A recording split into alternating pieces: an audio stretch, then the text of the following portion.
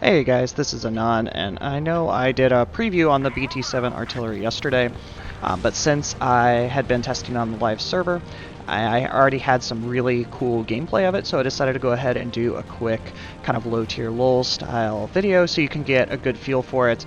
Even though I know you're all going to have it and you don't need to buy it, you can still kind of see what you have to look forward to. So this is actually my very first game in it on the live server here on Mines, and I actually had a nice little bit of lag there to start to drive it right up on the hill, but that's not really a big deal. So you can see right away that the HE pin on it is really fantastic when you're in these good lower tier setups.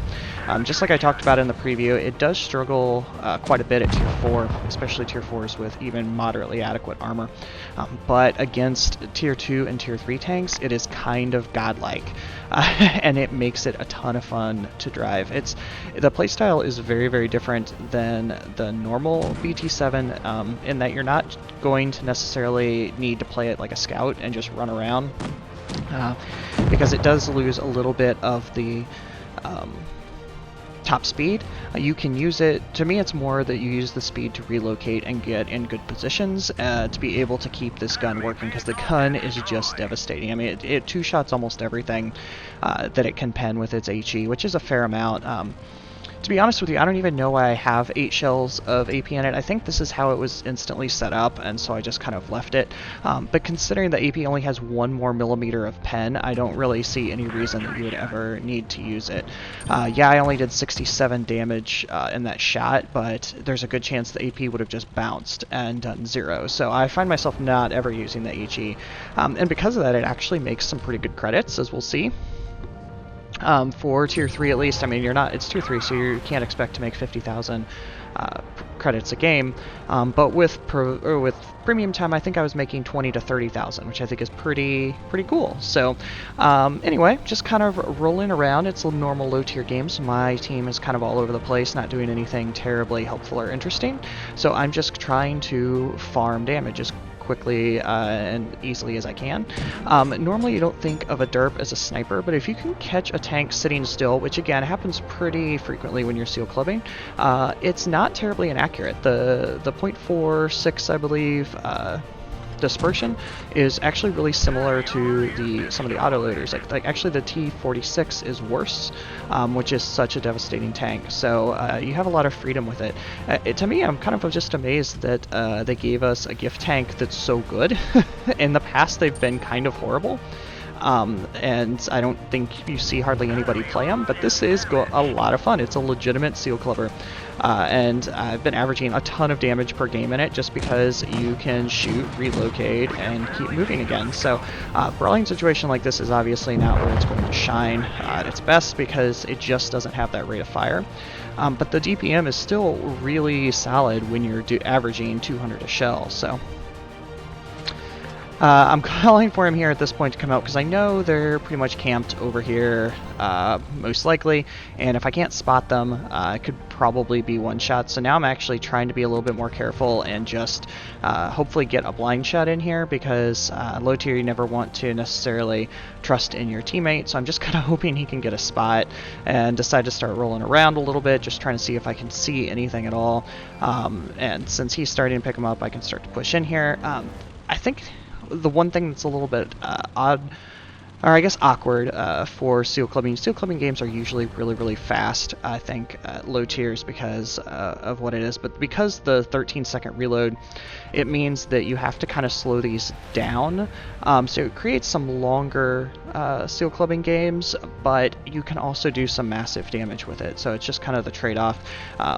You just don't want to see yourself get caught in space. Like I said in the preview, it's much like the new American autoloaders. If you fire everything you have in a clip, or in this case, one shot, which is about the same as firing off a clip, and you get yourself caught into space, you can really get destroyed. But the great thing with this is it has the speed to go ahead and run away. And a nice blind shot there. So you can keep yourself in cover pretty much at all times, and that's really how you want to play this, is shoot and hide, shoot and hide. So in some ways I think that this tank is a really nice trainer, more so than necessarily some other ones. in that it can teach you some good patience and some good location and tactical skills that usually playing at the low tiers don't necessarily help with. But if you're playing this well, I think you're putting yourself in a position to kind of gain some of that stuff. So anyway, like I was saying, that was the very first game.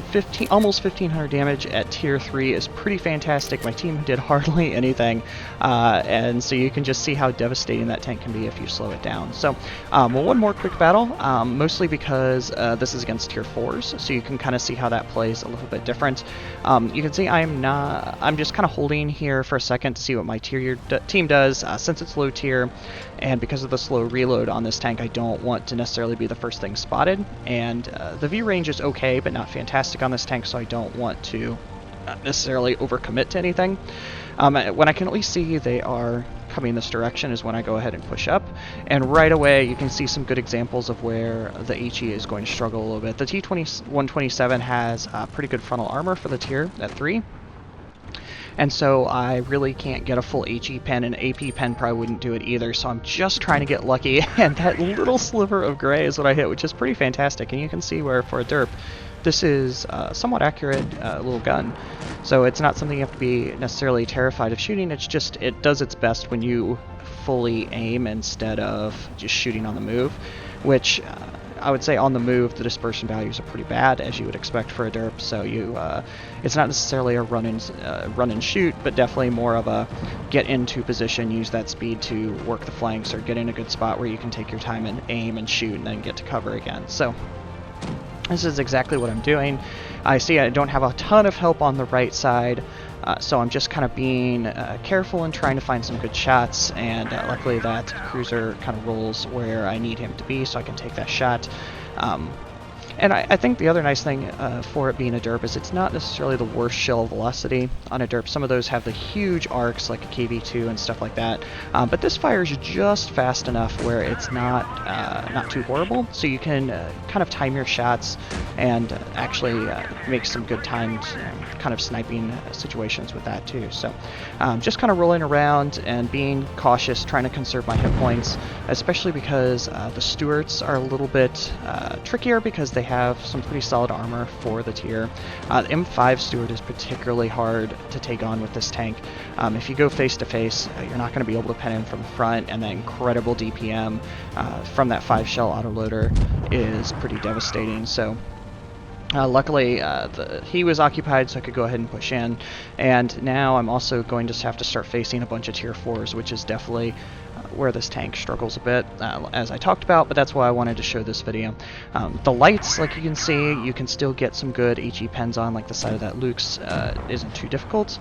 And at this point, just looking at what they have left, I know I want to deal with the KV-2 last, because that's going to be a challenging tank to take out, and actually I want to try and keep as much of my team alive, because it would be extremely difficult for this BT-7 to actually kill him alone. You'd have to really get necessarily a DW2 player that's not necessarily very talented. So instead, I'm trying to take the easy shots.